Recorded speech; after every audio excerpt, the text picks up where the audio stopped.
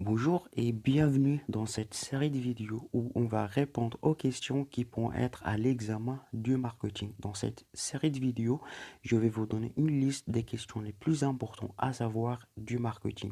Je vais vous montrer comment répondre à chaque question et je vais vous expliquer la réponse en détail comme ça pour bien comprendre. Alors, on est arrivé à la sixième question. Donc, la sixième question, il est en relation avec le ciblage. Donc, peu importe la question qui vous pose, peut-être ça vous demande définir le ciblage, quelles sont les stratégies du ciblage ou bien les critères du ciblage, bien le processus, d'accord? Donc, pour répondre à cette question, dans cette vidéo, on va voir qu'est-ce que signifie le ciblage, quelles sont les stratégies du ciblage et on va voir les critères et le processus du ciblage, d'accord? Donc, on va commencer avec la définition du ciblage. Donc, le ciblage est une méthode par laquelle des biens ou des services sont fournis à un groupe de personnes ou de ménages ayant des caractéristiques spécifiques, d'accord?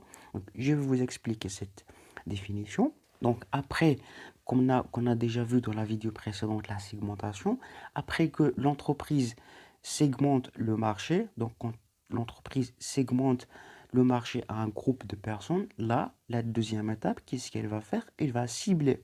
Il va cibler, il va se concentrer sur un segment. Il va essayer de produire des services, des produits et des services qui correspondent à cette cible, à cette catégorie de ciblage. D'accord? Donc c'est ça le cible. Il vient après la segmentation.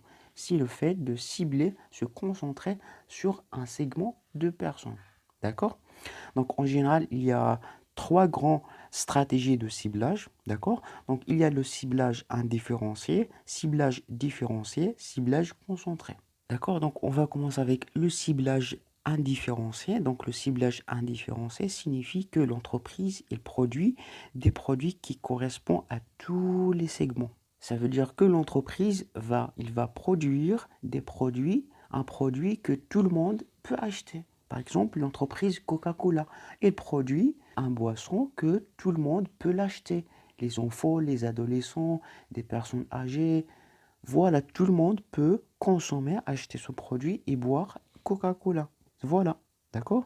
Parmi les avantages de voilà, il y a une réduction des coûts. Les coûts sont très réduits parce qu'on produit un produit qui correspond à tous les segments.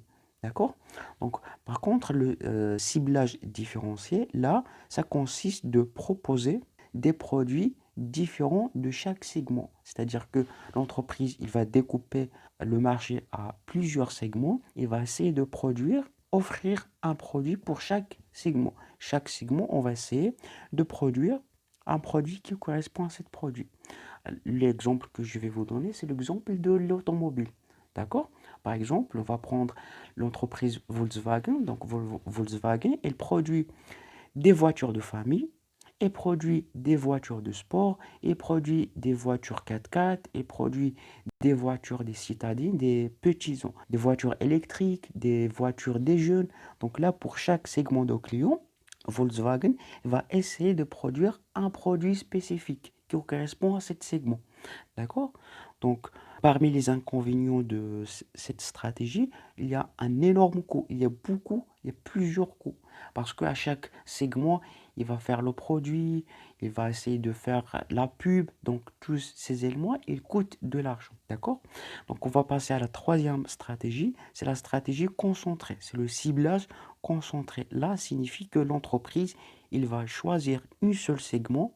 Il va se concentrer que sur qu'un seul segment. Il va essayer de produire des produits concernant un seul segment. Vous avez compris?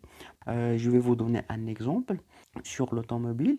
On a vu l'exemple Volkswagen, il essaye de produire des produits à chaque segment. Par contre, si vous prenez Range Rover, il fabrique des voitures que des 4x4. D'accord? Donc l'entreprise Range Rover, il produit que des 4x4.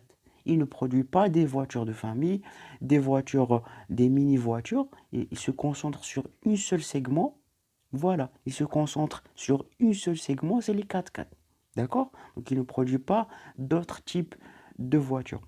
Donc, c'est ça la ciblation concentrée. Les avantages de cette ciblage, c'est que l'entreprise aura un très très grand avantage parce que les consommateurs vont aimer cette marque parce qu'ils se concentrent tous ses efforts, tous ses moyens pour cet segment de clients. D'accord? Donc voilà en général les trois grandes stratégies de ciblage. Et pour les critères de ciblage, donc l'entreprise peut adopter une stratégie et pas une autre. Tout dépend de ses moyens financiers, les moyens de financière de l'entreprise.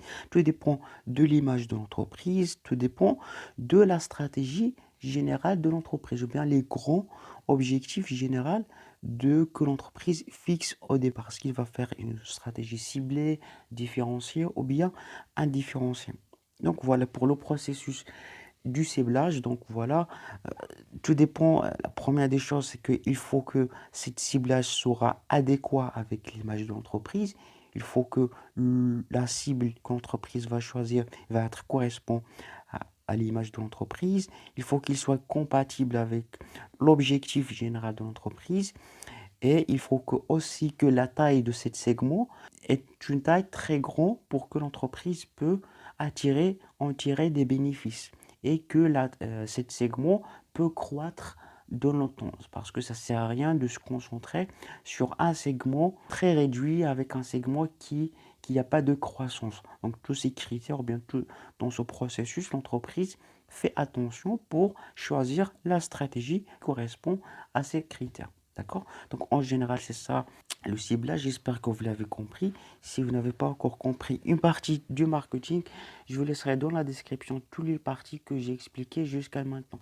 Si vous avez encore des difficultés à comprendre la manière dont moi je vous explique en français, j'ai déjà expliqué une méthode qui vous permet de parler français couramment en seulement 30 jours. Je vous laisserai le lien dans la description. Allez, je vous dis bon courage, à la prochaine vidéo.